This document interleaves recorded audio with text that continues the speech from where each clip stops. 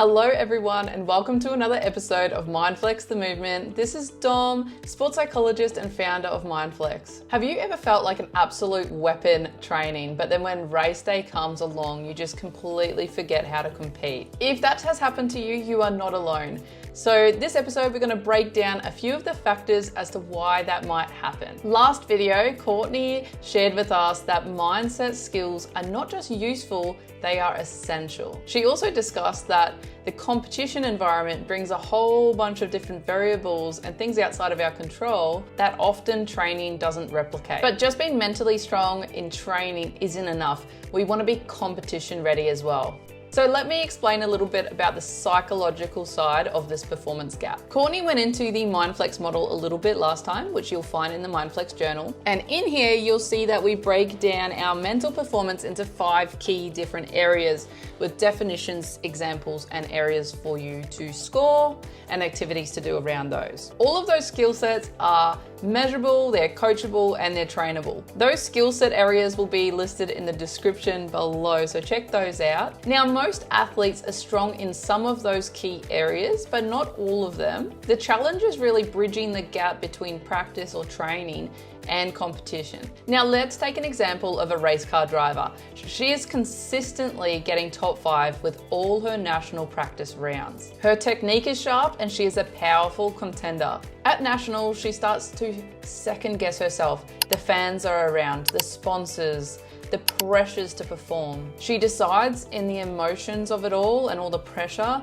to change up her game plan. However, she over-adjusts to something she's never practiced before, and in turn, she underperforms. In turn, she was stepping away from her optimal mindset, where she would have relied on the preparation that's gone into it and her muscle memory. Instead, she shifted gears into more of a reactive and fear-based mindset. In this example, anxiety hijacked her plan a bit, as well as her decision making. So it wasn't just a technical shift, it was also that mindset shift, and you've got to be very mindful of that. This can be linked to a whole bunch of different areas, for example, arousal management, reset and focus, confidence under pressure, and other different areas too. And that's why we have this activity in MINDFLEX, which you're able to rate on a bullseye the different areas and look at the discrepancy between that training and competition sort of gap as well, which of course will help you uncover those different mental areas, because sometimes we're not fully aware what they are. Now, there are some research-based insights that can help us understand the phenomena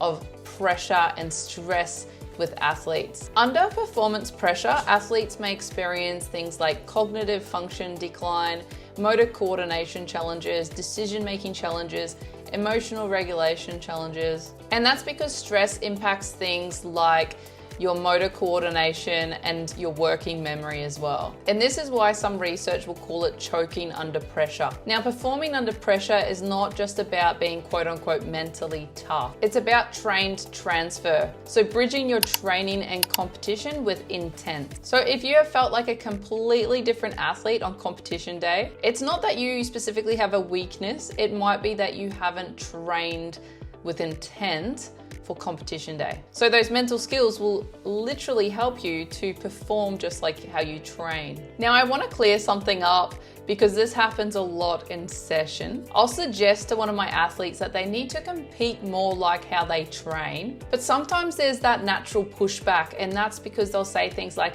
I want to compete fiercely on that day. You know, I want to really ignite that fire when I compete. I don't want to show up really chill like I do when I go to training. And they are so right. We don't want to dull that competitive spirit or put that water on the fire of competition, so to speak. What we want to do is remove any unnecessary noise that's in the way so that fire can come through really nice and neatly. So when I say something like compete like you train, I don't mean take it easy. I mean tap into the trust, the confidence, the clarity, and the rhythm that you already have in training and bring that into your competition. Because the best athletes compete fierce and calm. They are locked in and they are composed. One reason that people may perform well in training is that it is safe, it is secure, it's in their comfort zone, and it might not feel like there's a threat.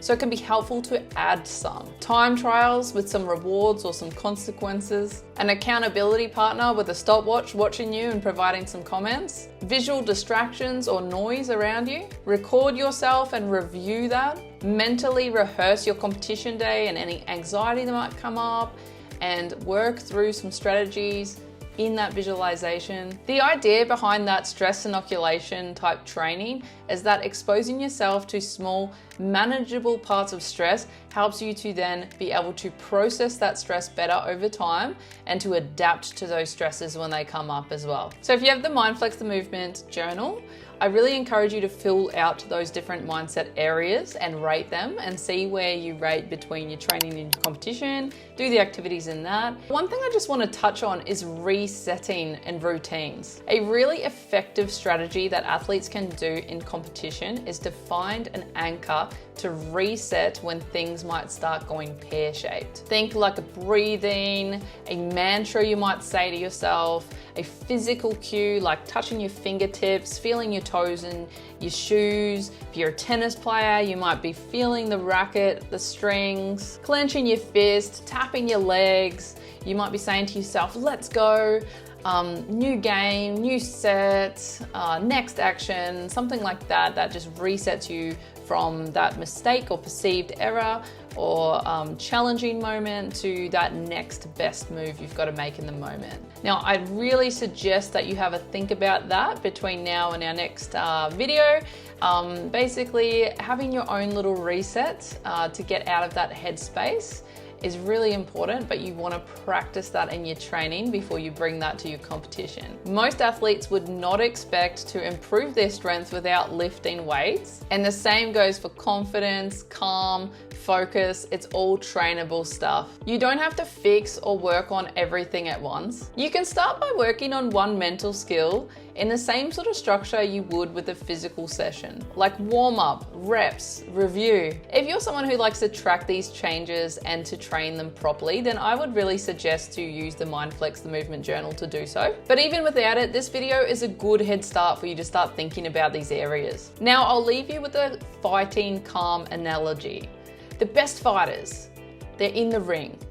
They are not panicking. They are calm, they are composed, and they are fiercely dangerous. They know that having control over those processes really helps them in the moment and amplifies their power. And that is the type of mindset we're talking about. In this instance, calm does not mean soft at all. It means deadly effective and handling that chaos with confidence, trusting the training they've done. That's it for this MINDFLEX the Movement session. Thanks for tuning in. If this helped you, let us know below. And I'll see you in the next one. Keep training that mind like you train your body. Your mind is your edge, so keep sharpening it and keep flexing it. Thanks for tuning in. Make sure you subscribe, and I'll see you next time, guys.